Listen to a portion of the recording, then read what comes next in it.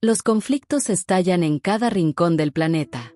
Las naciones chocan, los reinos se desmoronan y el miedo se extiende como un reguero de pólvora. La tierra tiembla, los cielos se agitan, y lo que una vez fue seguro ahora parece frágil. ¿Se está derrumbando el mundo? No, se está transformando. Antiguas profecías, escritas hace milenios, comienzan a cumplirse ante nuestros ojos. Cada señal, cada acontecimiento, apunta a algo grandioso. El destino de la humanidad está a punto de cambiar. Y todo comienza en un lugar olvidado por muchos, pero sagrado para otros, el Gólgota. Gólgota. El nombre resuena como un susurro entre piedras antiguas. La Biblia lo llama el lugar de la calavera, donde Jesús fue crucificado. Durante siglos, esta colina de Jerusalén ha estado envuelta en misterio, fe y controversia. Algunos la consideran simplemente una leyenda. Otros, el epicentro de la redención. Pero ahora, algo extraordinario ha sucedido. Arqueólogos israelíes, durante una restauración rutinaria de la iglesia del Santo Sepulcro, han descubierto restos que lo cambian todo. La evidencia física, enterrada bajo siglos de piedra y silencio, confirma detalles descritos en los evangelios con una precisión inquietante. El descubrimiento comenzó como una simple misión de preservación.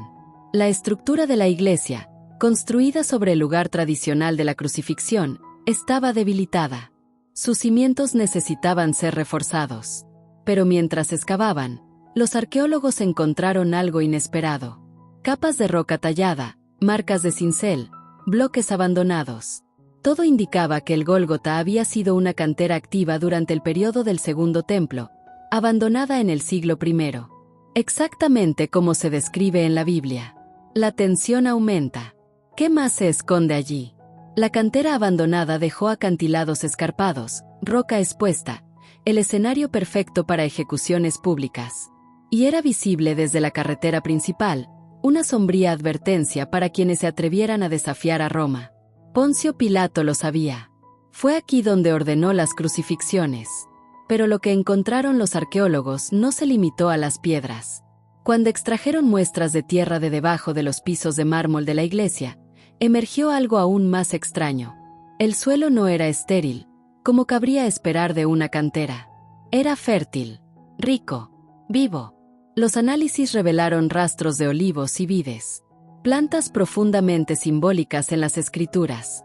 Árboles que representan paz, prosperidad y alianza. Es más, estas especies eran comunes en la vida cotidiana del primer siglo. Esto indicaba que la antigua cantera se había transformado en un jardín. Un jardín. Y de repente, las palabras del Evangelio de Juan cobraron nueva fuerza. En el lugar donde Jesús fue crucificado había un huerto, y en el huerto un sepulcro nuevo. Juan 19:41. Durante siglos, los críticos consideraron este versículo meramente poético. Ahora, la arqueología lo confirma. La revelación de que el Gólgota era una antigua cantera habría bastado para sacudir los cimientos del escepticismo. Pero lo que los arqueólogos descubrieron a continuación fue aún más inquietante. Mientras excavaban bajo los suelos de mármol de la iglesia del Santo Sepulcro, por donde han caminado millones de peregrinos a lo largo de los siglos, los investigadores se toparon con algo que a primera vista no tenía sentido. El suelo no era seco ni rocoso, como cabría esperar de una cantera abandonada. Era fértil, rico, casi vivo. Y esto planteó una pregunta que resonó entre los estudiosos. ¿Cómo podía haber suelo fértil en un lugar que, por definición, debería ser árido? Las pruebas de laboratorio arrojaron respuestas sorprendentes. Las muestras de suelo revelaron rastros de olivos y vides, dos especies profundamente simbólicas en las escrituras. Los olivos, símbolos de paz, alianza y unción. Las vides, representaciones de comunión, vida y promesa. Pero más que símbolos, estas plantas eran comunes en la vida cotidiana del siglo I. Esto indicaba que, en algún momento, aquella cantera abandonada se había transformado en un jardín. Un jardín cultivado. Y este descubrimiento arrojó nueva luz sobre un versículo específico. Juan 19:41 dice: En el lugar donde Jesús fue crucificado había un huerto, y en el huerto un sepulcro nuevo, en el cual aún no se había puesto a nadie. Durante siglos, este pasaje se interpretó como una metáfora, como lenguaje poético. Muchos eruditos afirmaron que el huerto era simplemente una forma simbólica de expresar esperanza en medio del dolor. Pero ahora, la arqueología lo confirma, el huerto era real. La tierra fértil, los restos botánicos, todo apunta a un espacio cultivado precisamente donde, según los evangelios, Jesús fue crucificado. La tensión narrativa se intensifica. ¿Qué más se esconde bajo las piedras de Jerusalén? El descubrimiento del huerto no solo confirma el texto bíblico, sino que lo enriquece. Transforma la escena de la crucifixión en algo aún más profundo. Un lugar de muerte, sí, pero también de vida. Un lugar de dolor, pero también de esperanza. La cruz, erigida sobre tierra fértil, se convierte en un símbolo de redención literal y espiritual. Y los arqueólogos, al desenterrar esta evidencia, no se limitan a revelar hechos. Desenterran la fe que estaba enterrada, bajo siglos de duda, crítica e incredulidad. Pero los misterios del Gólgota no terminan ahí. Alrededor de la colina, nuevas excavaciones han revelado tumbas excavadas directamente en la roca. Tumbas del siglo I, utilizadas por familias judías adineradas. Y una de ellas, en particular, ha llamado la atención.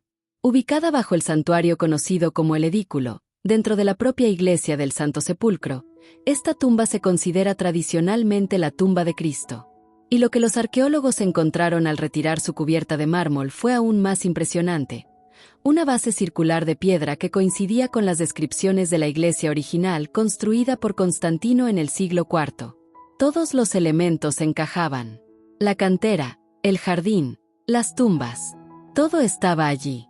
No como leyenda, sino como evidencia, como testimonio mudo de una historia que muchos han intentado desacreditar. Y ahora, ante estos descubrimientos, incluso los más escépticos se enfrentan a un dilema.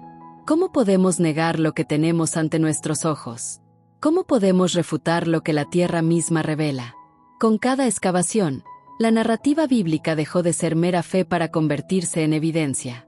Y la tumba ubicada bajo el santuario del edículo, dentro de la iglesia del Santo Sepulcro, fue el punto más sensible de esta revelación. Durante siglos, los peregrinos se habían arrodillado allí, orado, llorado y creído. Pero ahora, los arqueólogos se enfrentaban a algo que iba más allá de la devoción. Al retirar el revestimiento de mármol, encontraron una base circular de piedra que coincidía exactamente con las descripciones de la iglesia original construida por Constantino en el siglo IV. Era como si el tiempo hubiera dejado pistas, esperando el momento oportuno para ser reveladas.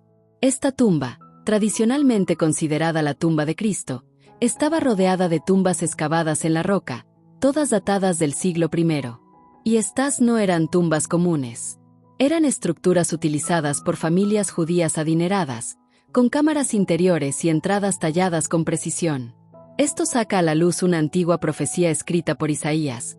Con los impíos se dispuso su sepultura, pero con los ricos murió. Isaías 53, 9. Jesús fue crucificado entre criminales, pero enterrado en la tumba de un hombre rico, José de Arimatea. Y ahora, la arqueología confirmó el escenario que hizo posible esta profecía. El profesor Francesco Estaola, involucrado en el proyecto de restauración, describió con asombro el momento en que vio a los obreros retirar del suelo de la iglesia una tierra tan fértil que aún podía usarse para sembrar. «Es buena tierra de jardín», dijo, casi con incredulidad. Y esta frase, simple y directa, resonó como un testimonio silencioso. La tierra habló. La tierra, olvidada durante siglos, reveló que allí había vida, que allí había un jardín, que allí, la crucifixión tuvo lugar no en un desierto de piedra, sino en un espacio cultivado, fértil y simbólico. Para los ateos, que durante décadas afirmaron que los detalles de la Biblia eran invenciones, estos descubrimientos plantean un dilema. ¿Cómo pudo el Evangelio de Juan, escrito hace casi 2 milenios, describir con precisión aspectos del paisaje que solo ahora la ciencia moderna confirma? Los olivos, las vides, la tierra fértil, las tumbas excavadas en la roca, nada de eso era metafórico. Era real, físico, verificable. Y lo que es más, estaba exactamente donde los textos sagrados decían que estaría. La tensión narrativa alcanza un nuevo nivel. Ya no se trata de fe contra ciencia. Se trata de la fe revelada por la ciencia. Esta es una historia que, durante siglos, fue desacreditada, ridiculizada e ignorada, y que ahora resurge con fuerza, con pruebas, con testimonio geológico, botánico y arquitectónico. Cada piedra removida, cada muestra analizada, cada estructura revelada, construye un puente entre el pasado y el presente.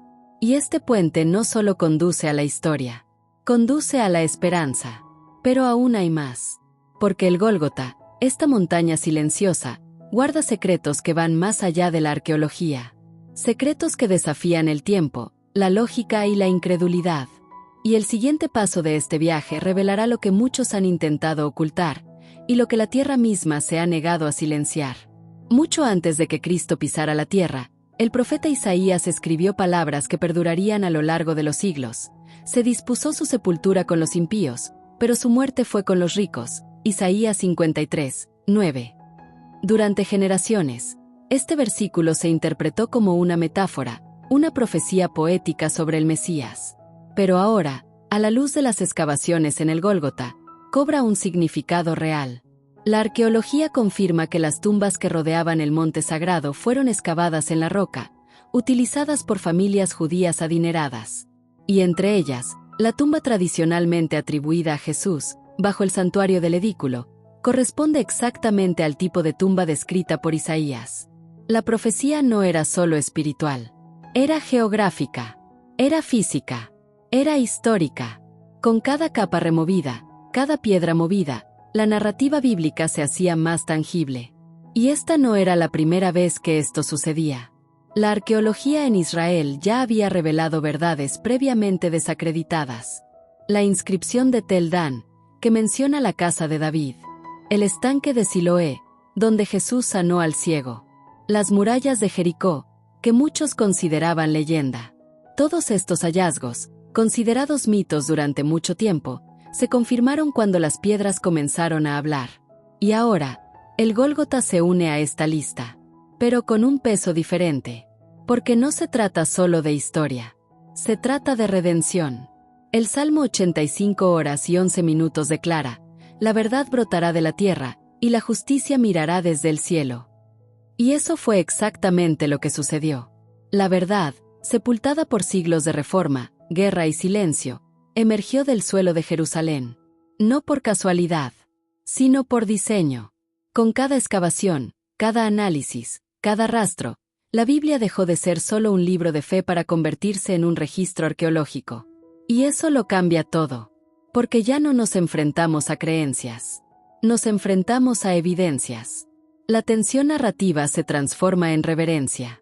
Lo que antes se consideraba fe ciega ahora está respaldado por evidencia concreta. Y esta evidencia no solo confirma los textos sagrados, los amplía, los profundiza, los hace innegables. La cruz, el huerto, la tumba, cada elemento está ahí, exactamente como se describe. Y esto plantea una pregunta que resuena entre creyentes y escépticos por igual. ¿Cómo es posible que un texto escrito hace 2000 años describa con precisión detalles que solo ahora la ciencia moderna puede confirmar? Para quienes siempre han dudado, estos descubrimientos resultan incómodos. Desafían la lógica, la razón, la incredulidad. Obligan a repensar. Un replanteamiento.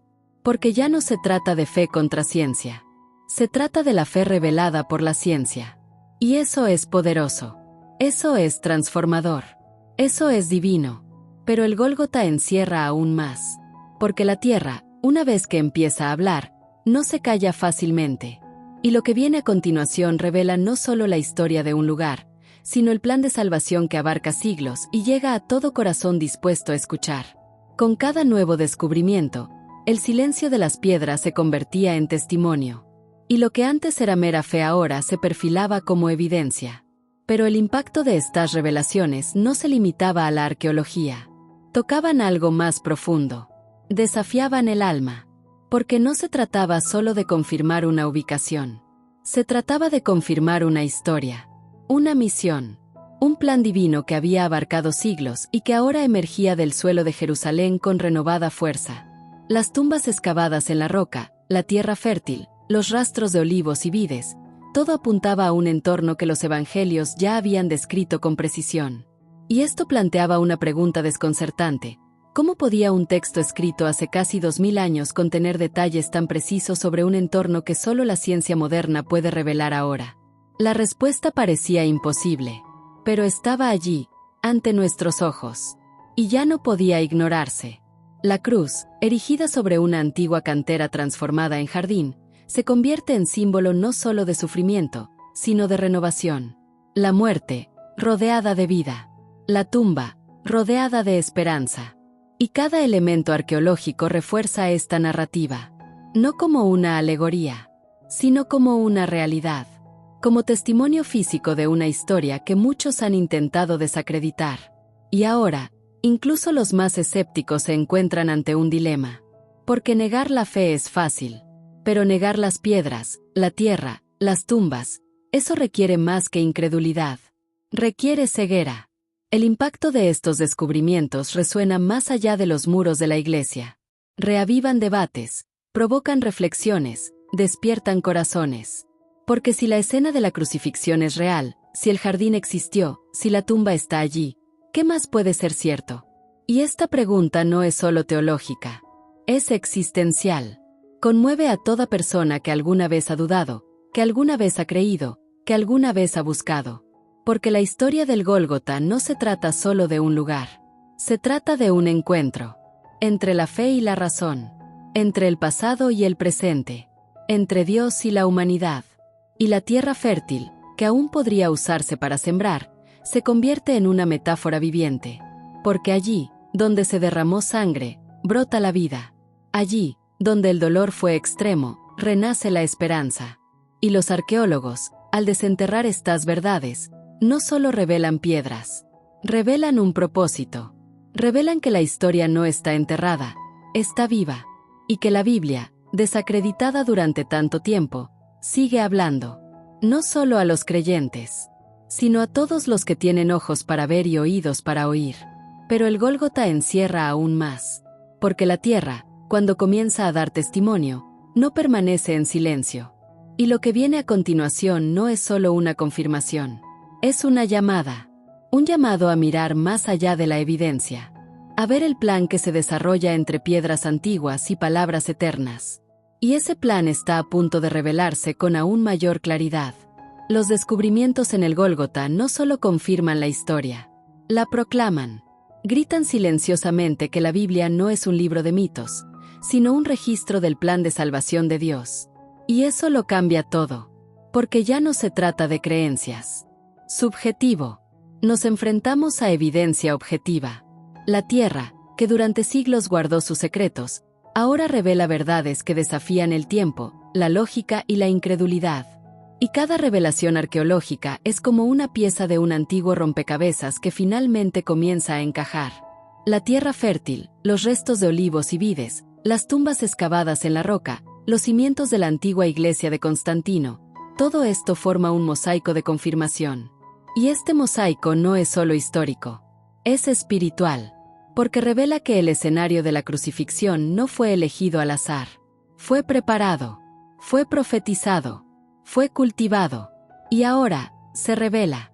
Y esta revelación exige una respuesta, porque no se trata solo de saber qué sucedió.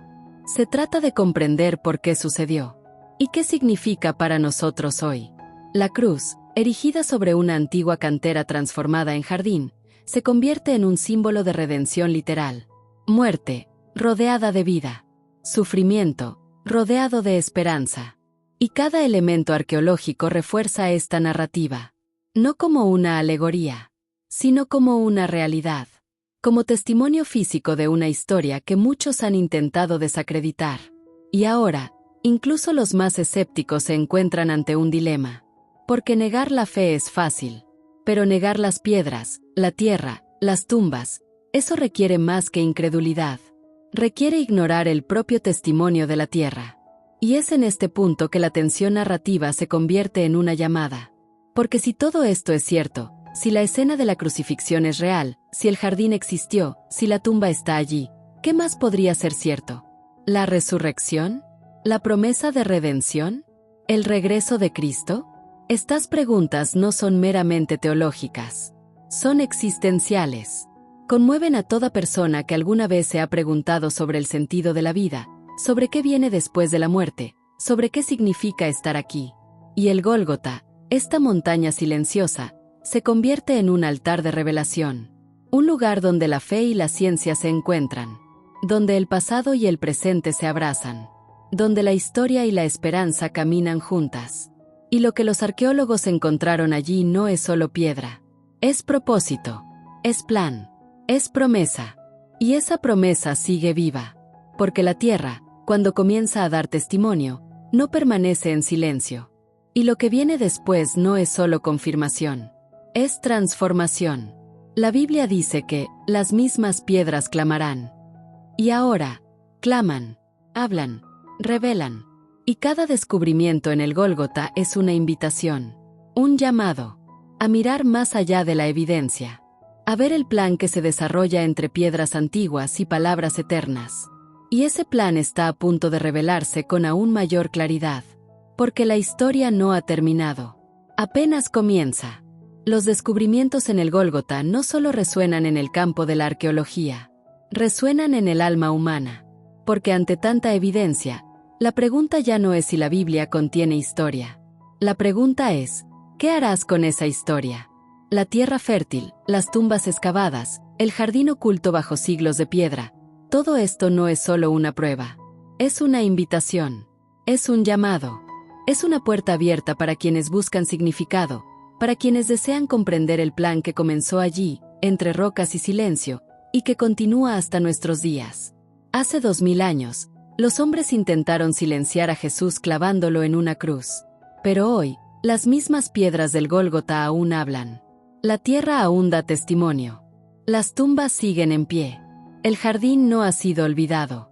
Y cada elemento revelado por las excavaciones es como una voz que clama, la verdad brotará de la tierra. Salmo 85 horas y 11 minutos. Y así fue. No como teoría, sino como realidad. Como testimonio físico de que la fe no es una ilusión. Es fundamento. Para algunos, esta verdad es aterradora. Porque exige un cambio. Exige una postura. Exige una respuesta. Para otros, es la mayor esperanza del mundo. Porque confirma que todo lo prometido se está cumpliendo. Que todo lo escrito se está revelando. Que todo lo que parecía lejano está ahora ante nuestros ojos. Y esto transforma. Esto renueva. Esto salva. La Biblia, desacreditada durante tanto tiempo, ahora es confirmada por la tierra misma. Y esto no es casualidad. Es cumplimiento. Es propósito. Es un plan. Y este plan no termina en el Gólgota. Empieza allí. Porque la tumba, aunque real, no fue el final. Fue el principio. El jardín, aunque olvidado, no fue abandonado. Fue preservado. Y ahora, revelado, se convierte en símbolo de vida, de renacimiento, de una promesa cumplida. La ciencia puede negar los milagros. Puede rechazar la resurrección. Pero no puede ignorar las piedras, la tierra y el jardín que dan testimonio de la verdad de las Escrituras. Y esto basta para reavivar la fe. Para restaurar la esperanza. Para renovar el corazón. Porque si todo esto es cierto, entonces la cruz tiene significado. La tumba tiene propósito. Y la resurrección es real. Gracias por seguir este viaje al corazón de Jerusalén. Si sentiste el impacto de estos descubrimientos, comparte esta historia. Que llegue a otros corazones. Que despierte a otras almas. Que siga resonando, como las piedras que gritan, como la tierra. Que habla, como el jardín que florece. Que Dios te bendiga mientras sigues buscando tu verdad. Porque está más cerca que nunca. Y ahora, habla.